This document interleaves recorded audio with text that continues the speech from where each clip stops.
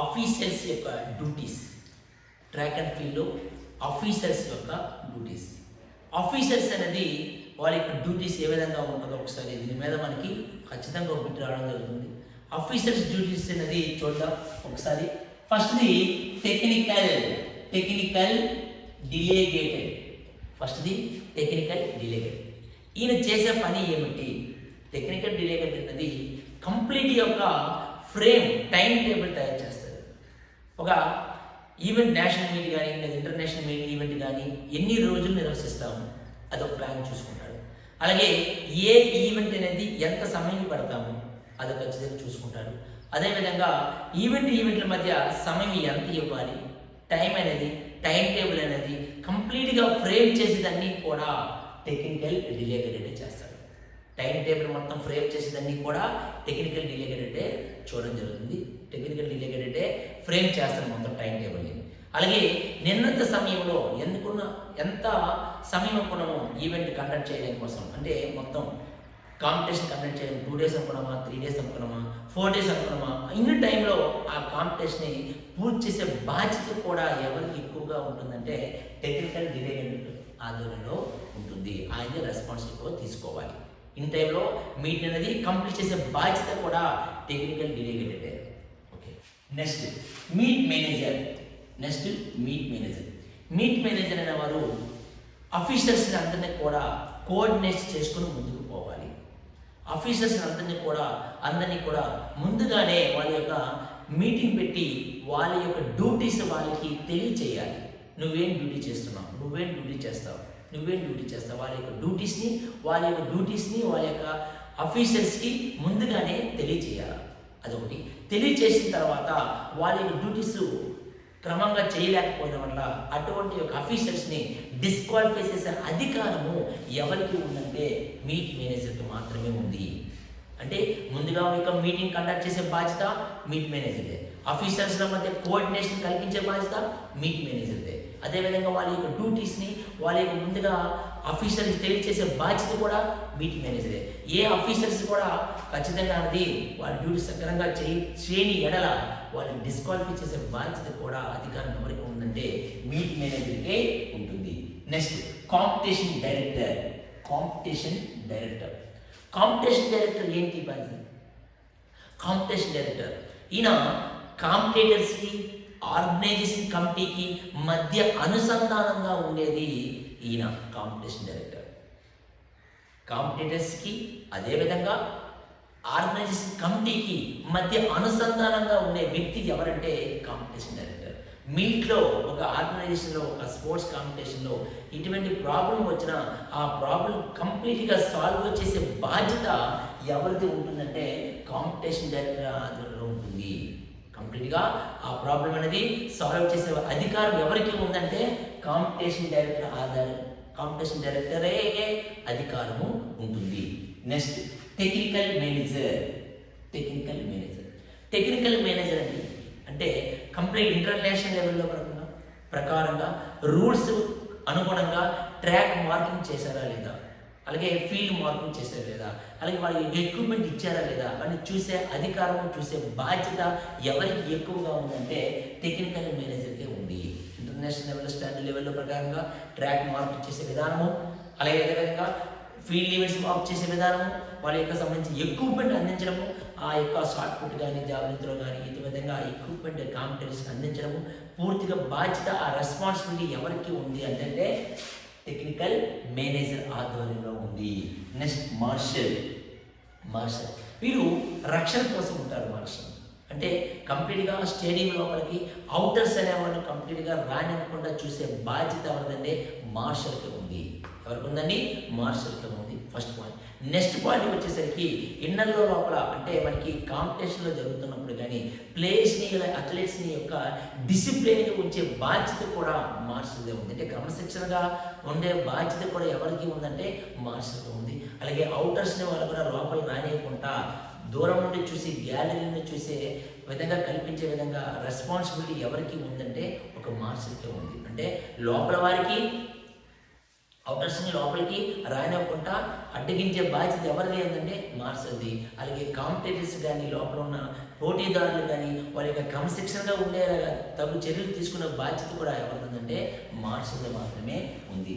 Next referee. Referee అనేవారు track ఈవెంట్కి ఉంటారు, రిఫరీ అనేవారు ట్రాక్ ఈవెంట్కి ఉంటారు, అదేవిధంగా ఫీల్డ్ ఈవెంట్కి ఉంటారు. రిఫరీ అనేవారు ట్రాక్ ఈవెంట్కి ఉంటారు, ఫీల్డ్ ఈవెంట్కి ఉంటారు. వీళ్ళ యొక్క డ్యూటీస్ ఏమిటి అంటే రిజల్ట్ అయినంటనే వాళ్ళ యొక్క రిజల్ట్ని కలెక్ట్ చేసేయడం.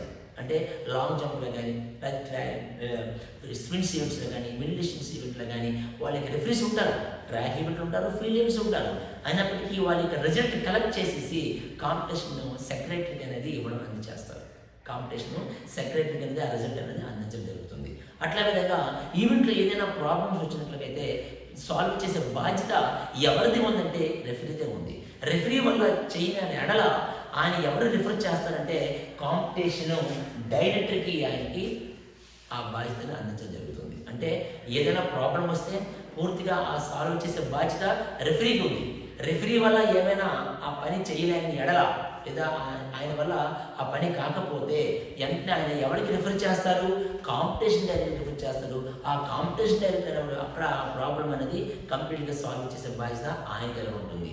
ప్రాథమికంగా ఎవరికి ఉంటుంది? ఇక్కడ రెఫరీకే ఉంటుంది. రెఫరీ వల్ల కాకపోతే ఆయన ఎవరికి రిఫర్ చేస్తారు? కాంపిటీషన్ డైరెక్టర్ మాత్రమే రిఫర్ చేయడం జరుగుతుంది. Next umpire. అంపైర్ అనేవాడు రెఫరీ కింద భాగంలో ఉంటారు, అలాగే రెఫరీ ఆధ్వర్యంలో ఉంటారు అంపైర్స్ కూడా ట్రాక్ ఈవెంట్లో ఉంటారు. అంపైర్స్ ట్రాక్ ఈవెంట్ల వద్ద ఉంటారు. ప్రతి లేనికి అంపైర్స్ ఉంటారు ఖచ్చితంగా. అయితే వీళ్ళు ముఖ్యంగా ఎక్కువగా రెస్పాన్సిబిలిటీ చూసేది అనేది కూడా 4x100 కానీ 4x200 కానీ 4x400 కానీ మిడ్లే రిలే కానీ ఇటువంటి చేస్తున్నప్పుడు బ్యాటింగ్ ఎక్స్చేంజ్ జోన్ 30 minutes లేదా 20 minutesలో పర్ఫెక్ట్గా జరుగుతుందో లేదా బిట్వీన్ డిస్టెన్స్లో వాళ్ళ యొక్క బ్యాటింగ్ జోన్ అనేది జరుగుతుందో లేదా చూసే బాధ్యత ఎవరిది ఉందంటే అంపైర్ది ఉంది. నెక్స్ట్ చీఫ్ జడ్జిస్ అనేది ప్రతి ఈవెంట్కి ఉంటారు. ట్రాక్ ఈవెంట్కి ఉంటారు, ఫీల్డ్ ఈవెంట్కి ఉంటారు.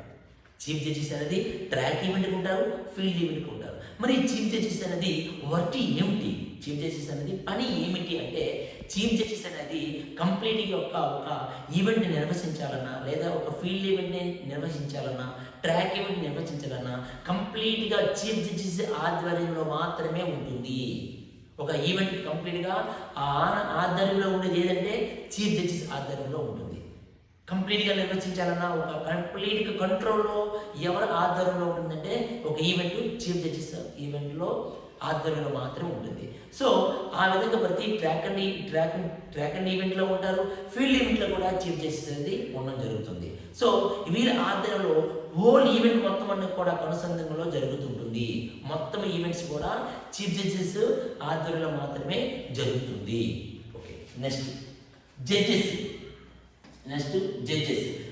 వచ్చేసరికి ఏం చేస్తారంటే చీఫ్ జడ్జెస్ కిందని జడ్జెస్ అనేది పనిచేస్తుంటారు. జడ్జెస్ కూడా కంప్లీట్గా వాళ్ళు ట్రాక్ ఈవెంట్స్కి ఉంటారు, ఫీల్డ్ ఈవెంట్స్కి ఉంటారు. ట్రాక్ ఈవెంట్కి వచ్చేసరికి ఎన్ని లేన్స్ అనేది మినిమం లేన్స్ అనేది 8, మ్యాక్సిమం లైన్స్ అనేది 9. అంటే 9 జడ్జెస్ అనేది ఖచ్చితంగా ఇక్కడ ఉండడం జరుగుతుంది. 9 జడ్జెస్. అలాగే ఫీల్డ్ ఈవెంట్కి వచ్చేసరికి కూడా జడ్జెస్ కూడా ఉండడం జరుగుతుంది. మరి వీళ్ళ పని ఏమిటి? జడ్జెస్ పని ఏమిటి అంటే ప్రతి ఒక్క ట్రాక్ ఈవెంట్కి వచ్చేసరికి ఈవెంట్లో వాళ్ళ లేన్స్లో వాళ్ళు ఖచ్చితంగా పరిగెడుతున్నారా లేదా, వాళ్ళకి డిక్లేర్ చేసిన కాంపిటేటర్స్కి అథ్లెట్కి డిక్లేర్ చేసిన లేన్స్ గుండా వాళ్ళకి ఇచ్చిన కేటగిరీలో లేదా వాళ్ళకి ఇచ్చిన కేటాయింపుల లేన్స్లో వీళ్ళు రన్ చేస్తున్నారు లేదా అని చూసే బాధ్యత కూడా జడ్జెస్. అలాగే ఫీల్డ్ ఈవెంట్కి వచ్చేసరికి కంప్లీట్గా అనేది మెజర్మెంట్ చేయడము, అలాగే ఫౌల్స్ చూడడము, అలాగే ఇది జంప్ మెజర్మెంట్ చేయాలా లేకపోతే మెజర్మెంట్ చేయకూడదా, ఫౌల్ చేసాడా, ఫౌల్ చేయకపోతే ఎన్ని ఛాన్సెస్ ఇవ్వాలి, ఇటువంటివన్నీ కూడా చూసే బాధ్యత జడ్జెస్ బాధ్యతలో ఉంటుంది. కానీ ఈవెంట్ మొత్తం ఎవరి ఆధ్వర్యంలో ఉంటుంది? చీఫ్ జడ్జెస్ ఆధ్వర్యంలో ఉంటుంది. కానీ మెజర్మెంట్ చేయడం కానీ, ఫౌల్ చూపించడం కానీ, ఎల్లో ఫ్లాగ్ చూపించడం కానీ, రెడ్ ఫ్లాగ్ చూపించడం కానీ ఇటువంటి బాధ్యత ఎవరి ఆధ్వర్యంలో ఉంటుంది? జడ్జెస్ ఆధ్వర్యంలో ఉంటుంది. అంటే ఈవెంట్ని లాంగ్ జంప్ రికార్డ్ అయ్యడం జరుగుతుంది. లాంగ్ జంప్ పెర్ఫార్మెన్స్ చేశారు, ఆ లాంగ్ జంప్ మెజర్మెంట్కి వచ్చేది ఎవరు? జడ్జెస్సే. షార్ట్ పుట్ త్రో చేయడం జరిగింది, ఆ షార్ట్ పుట్ మెజర్మెంట్ చూసింది ఎవరు? జడ్జెస్సే. ఫౌల్ అయితే చెప్పింది ఎవరు? జడ్జెస్సే. అలాగే వార్నింగ్ కార్డ్ ఇచ్చింది ఎవరు? జడ్జెస్సే. నీకు ఇచ్చిన 1 minute జంప్ కానీ త్రో కానీ రీచ్ చేయకపోతే కంప్లీట్గా నీకు ఎల్లో ఫ్లాగ్ చూపించే బాధ్యత ఎవరిది? జడ్జెస్. సో ఇటువంటి రెస్పాన్సిబిలిటీ తీసుకునేది ఎవరంటే జడ్జెస్సే ఉంటారు. కంప్లీట్గా అనేది జడ్జెస్ ఉంటారు. Next chief time keeper. Chief time keeper ఏంటంటే కంప్లీట్గా ఓన్లీ ఇక టైంని మొత్తం అన్నీ కూడా పరిశీలించే బాధ్యత అన్నీ కూడా ఎవరు ఉంటుందండి? Chief time keeper. టైం మొత్తం కూడా అబ్జర్వేషన్ చేసి చాలా పరిశీలించే బాధ్యత ఎవరు ఉంటుందంటే చీఫ్ టైం కీపర్ మాత్రమే ఆధీనంలో ఉంటుంది. హోల్ టైం మొత్తం కూడా ఆయన పరిశీలిస్తాడు. ఇది చీఫ్ టైం కీపర్ యొక్క డ్యూటీస్.